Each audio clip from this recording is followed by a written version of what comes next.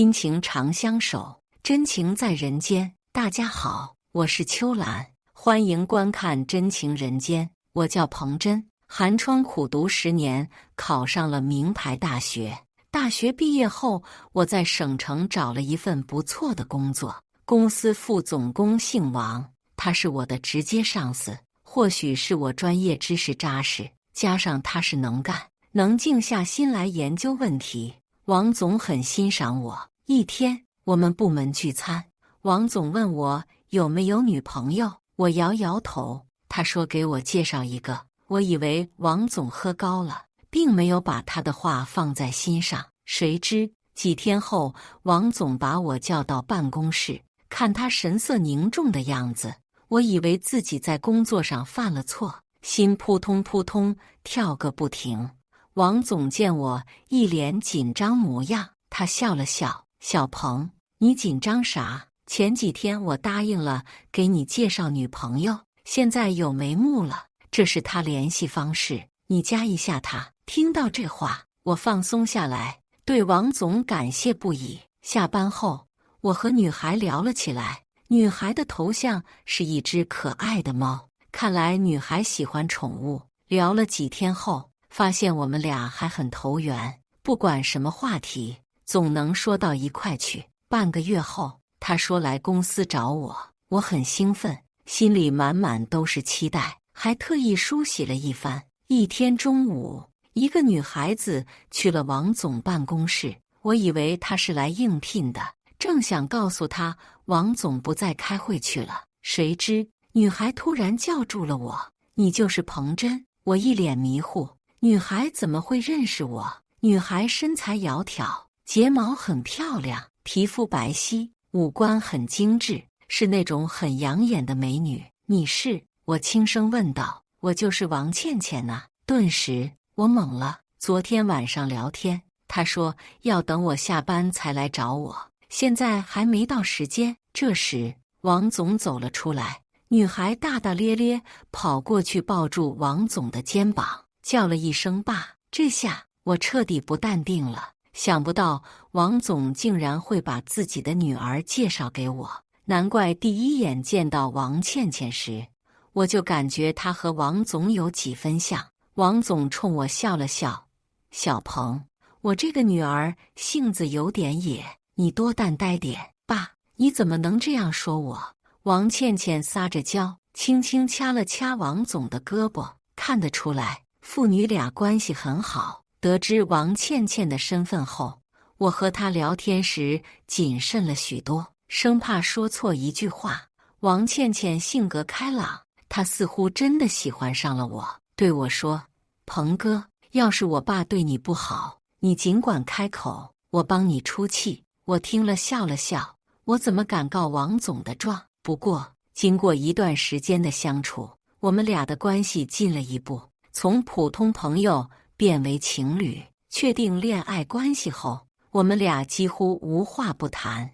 王倩倩问我家里情况，我一般都会回避，因为我是孤儿，从小被父母遗弃，是养父母把我养大。养父母没有文化，平时靠捡垃圾谋生。前几年养父去世了，养母一个人待在老家。而王倩倩家不同，父亲是公司副总，母亲是大学老师，我们两家门不当户不对。我担心王倩倩得知我的家庭情况后会选择和我分手，所以我对自己的家庭情况避而不谈，只是含糊告诉她父母在外打工，过年都不回家。到了年底，我回到了老家，养母每天依旧忙碌，经常走几十里路捡垃圾，生活过得很清苦。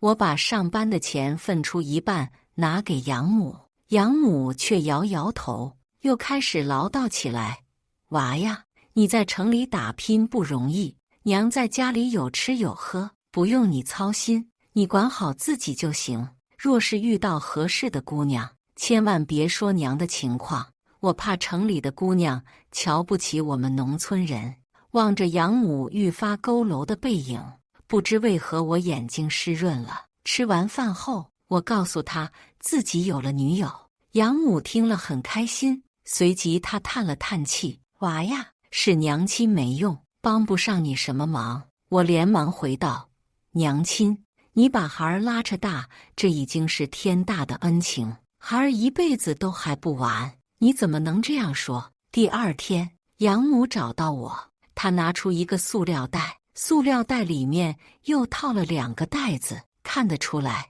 里面的东西很珍贵，里面是一个金戒指，难怪养母包裹得如此严实。儿啊，这是娘亲送给儿媳的礼物，你记得转交给她。我本来不想要，可养母很固执，我只得接了过来。3个月后，我和女友订婚了。订婚那天，我犹豫一番后，还是给养母打了电话，告诉她婚宴地址。养母听了很开心，说她腿脚不方便，就不去了。我知道养母是替我着想。婚宴那天，宾客满座，不过都是女友家那边的亲戚。准岳父王总再三问我们家的亲戚什么时候来，我一脸尴尬，说老家那边交通不便，可能赶不到，我寄点礼物回去报个喜就行。王总点点头，说时辰已经选好，耽误不得，那就先开始吧。随着欢快的音乐响起，婚礼在有条不紊地进行。接下来，新郎和新娘交换戒指。这时，门口传来了嘈杂声，我定睛望去，顿时怒了。门口出现一个衣着破烂的拾荒老人，保安正态度粗鲁的要赶他走。老人苦苦哀求，说看一眼就走。住手！她是我娘亲！我撒开新娘的手，发疯似的冲了过去。这一幕让所有在场宾客目瞪口呆。养母见我跑来，她又气又急，你这个孩子不懂事。说完，她扭头就要走，我再也抑制不住哭了出来，大声喊着妈别走。这时岳父母走了过来，而当岳父见到养母后，不知为何扑通一声跪下了。岳父含泪喊了一句：“秀菊，是你。”养母一愣，当他看到岳父后，身子猛然一震。不过很快养母缓过神，连忙低下头，嘴里反复说道：“你认错人了，你认错人了。”这一幕把我也看呆了，宾客们更是两眼发愣，不知道发生了什么事。秀菊，是我当年对不起你，是我没用，我们的孩子还在。岳父泣不成声，听到孩子2个字，养母身体不住颤抖，她终于肯抬起头，低声问了一句：“王华，我们的孩子在哪里？”岳父指了指王倩倩，这下我也傻眼了。王倩倩难道是养母的女儿？这时我才记起妻子对我说过，其实她母亲多年前失踪，一直杳无音信，有时候她做梦都会梦到亲生母亲。如今这个愿望实现了，妻子大喊了一声妈，她哭得像个泪人似的。不管怎么样，血浓于水的母女关系是无法割舍的。母女俩紧拥抱在了一起，原本热闹的婚礼顿时一下子安静了下来，主持人也懵了，不知道如何收场。岳父神色凝重站起来，对众宾客开口道：“各位，因为临时有事，今天对不住了，婚礼就先到此为止。”接着岳父把主持人喊来，说先开始婚宴。场子稳住后，岳父把养母和我还有妻子王倩倩等都叫了过来。岳母是个文化人，有涵养，脾气很好，可这一刻见岳父和养母关系不一般，他脸上也出现了愠色。岳父点了一支烟，猛抽一口，才将实情道出。想不到岳父竟然和养母是夫妻。时间回到20年前，2人结婚后，岳父好吃懒做，还喜欢喝酒，他把家里的活都交给养母做。养母性格憨厚，她为了这个家默默承担了所有。有一次，养母因为劳累过度，干活时不慎摔了一跤，结果脑子出了问题。因为穷没有看病，养母的病越拖越严重。有一天晚上，二人因为琐事吵架，养母精神病发作，夜里他离家出走了。当时岳父喝得酩酊大醉，等酒醒时才想着去找养母，结果可想而知，养母早就不知去向。或许是对养母的愧疚，或许是迫于生计。从那时候起，岳父彻底醒了过来，他决定要好好赚钱，把女儿抚养成人。为此，岳父做事很卖力，他还善于学习，靠着不懈努力，他一步一个脚印，从普通工人晋升为公司中层领导。有了钱，岳父邂逅了岳母。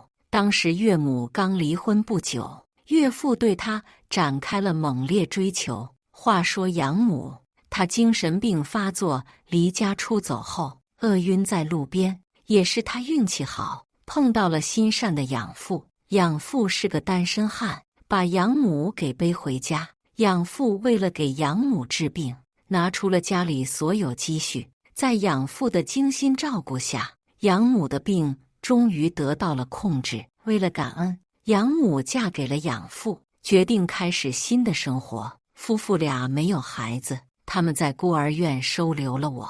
养父母虽然没有文化，但是他们却深知读书的重要性。养父母每天早出晚归，靠捡废品卖钱供我上学。我很争气，学习一直在班上名列前茅。高考时还考上了一所不错的985大学。然而，我拿到大学录取通知书时，养父却累倒了。为了给我凑齐学费，养父坚挺着没有去医院。结果半年后，养父病逝了。养父去世后，养母悲痛万分。我经常看他一个人躲在墙角偷偷抹泪。那时我就发誓，等自己赚了钱后，一定要好好孝顺养母。如今20年过去了，养母容颜并未有多少变化，只是两鬓有了白发，脸上多了皱纹，所以岳父一眼就认出了他。或许是心中有愧，岳父含泪给养母跪下了。岳父讲完后，岳母狠狠瞪了岳父一眼，岳父则一脸愧疚，拉着养母的手，祈求他原谅自己。养母微微叹息一声：“王华，自从我改嫁那天起，我就把你忘了，你何必再旧事重提？现在孩子都好好的，他们能结为夫妻是好事，我们应该高兴才是。”岳父见养母不追究自己，他长舒一口气。吃饭时，岳父和岳母坚持要把养母奉为座上宾。